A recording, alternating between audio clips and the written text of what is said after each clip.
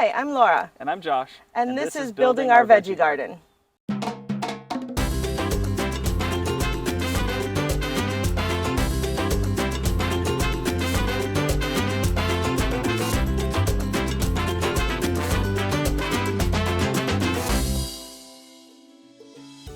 Hello everyone! Welcome to another episode of Building My Veggie Garden. Today, we're wondering, do you have a New Year's resolution? How about building a vegetable garden? The benefits are incredible. According to WebMD.com, your mental health will thank you because gardening makes you happy. As reported by GoBankingRates.com, your annual savings on grocery shopping after the first year of having a vegetable garden could be up to $600. As per Better Homes and Gardens, having a vegetable garden makes a positive impact on the environment by helping fight global warming. According to GardenBenches.com, gardening burns up to 300 calories per hour. As claimed by GoodHousekeeping.com, gardening helps your wellness, like controlling your high blood pressure.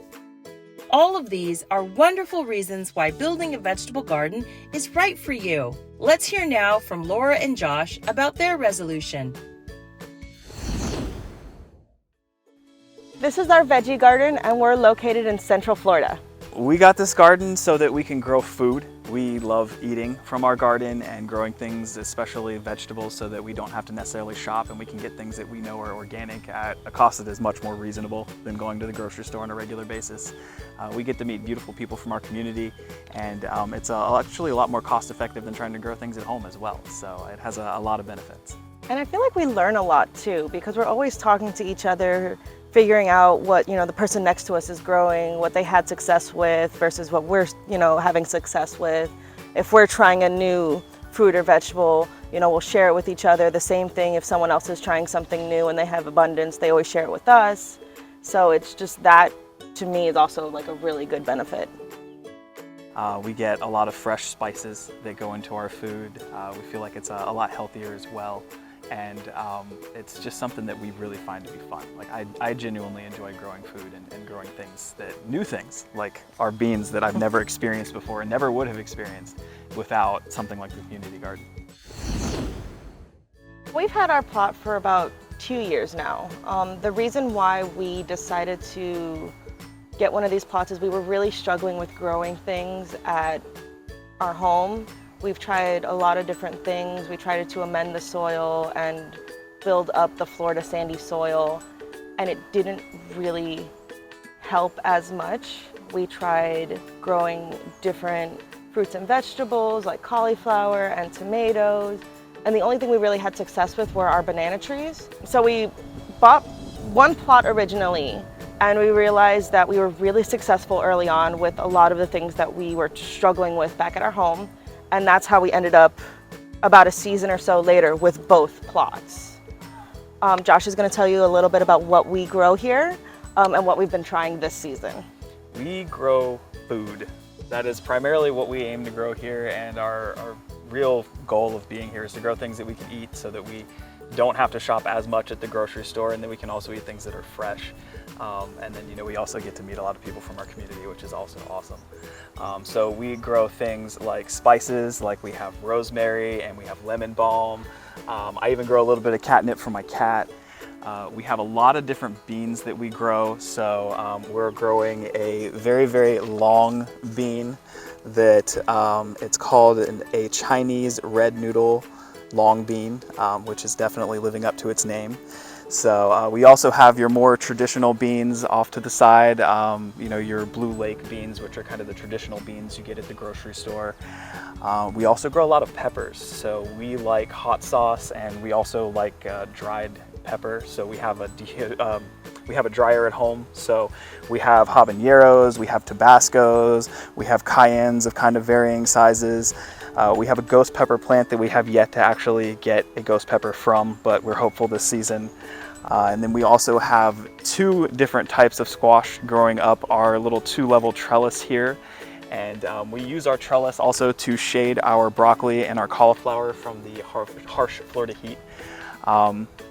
And then we also have a few tomatoes of different varieties. I know we have one that's going to have like a darker black skin over here.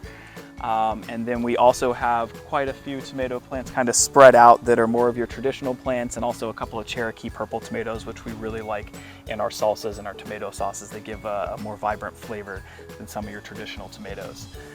So we grow a little bit of everything that we can eat, and it's something that we really enjoy, and we try to incorporate something new into every season while we're growing.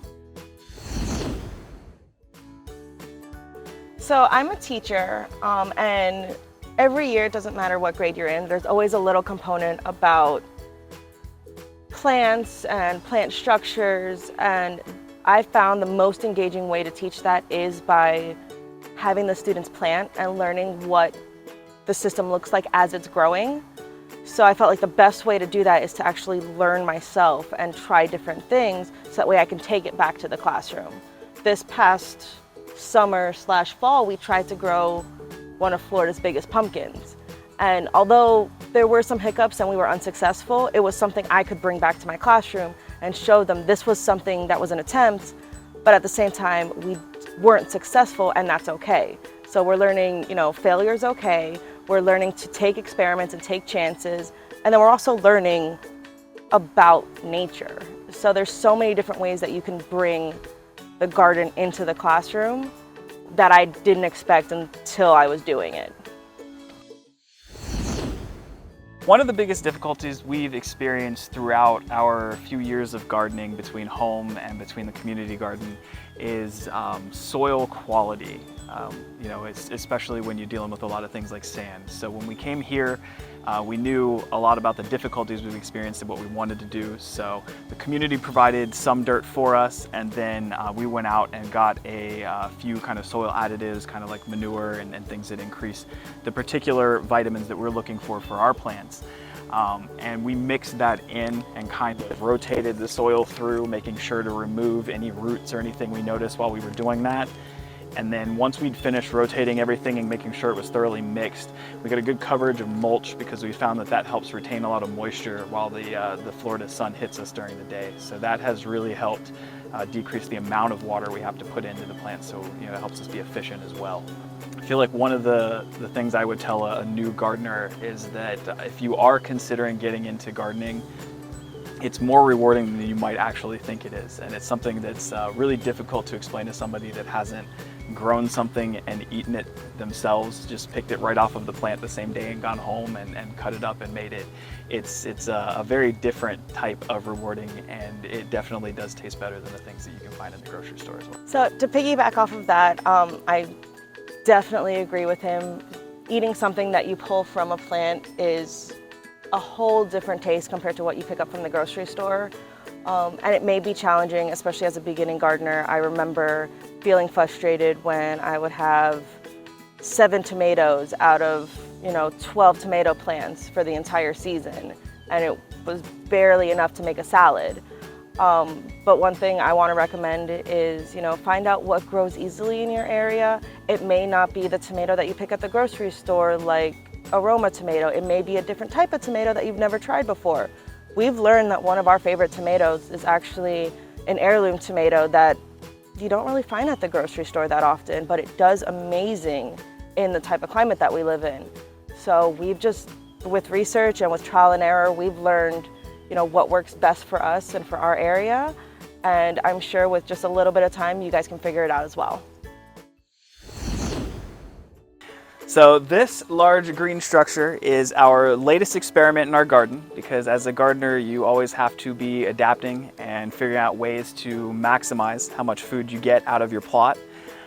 We saw something similar to this while we were visiting her grandparents in New York. A lot of people growing things in their front yard with vines that would kind of grow over and fruit that would hang. So we knew that squash like to climb structures. So what we decided is that we could plant things like cauliflower and broccoli that don't like the Florida sun as much a little bit earlier if we created something over them that would shade them through the really hot part of the day. And we've had a lot of good success, because you can notice how much smaller these cauliflower plants are than the broccoli plant on the corner over there that's been shaded a lot, and even the one behind it. So as these grow over, they're going to offer more shade, and as we plant more cauliflower to stagger it through the season, they'll be able to grow larger quicker because they won't be beaten by the heat as much. And this has been so successful that it has kind of inspired our next step, which is we're going to create a trellis for our beans that is actually going to create an arch and go over from one side to the other. So that way the beans, because they've reached the top of our current poles, can kind of grow up and over, and then we'll even be able to harvest beans from the arch. So it'll kind of be a cool effect as well. Thank you for stopping into our veggie garden. Definitely stop by next time and keep a look for our new trellis once we have it set up, and we'll definitely have more stories and things to tell you that we've learned. Don't forget to like and subscribe to the channel so you can see more in the future. Thank you for welcoming us into your vegetable garden. Bye. Now let's start your New Year's resolution with some impressive lights. The lights of a wonderful vegetable garden. As always, thank you for tuning in. Don't forget to like and subscribe to our social media channels. See you next time.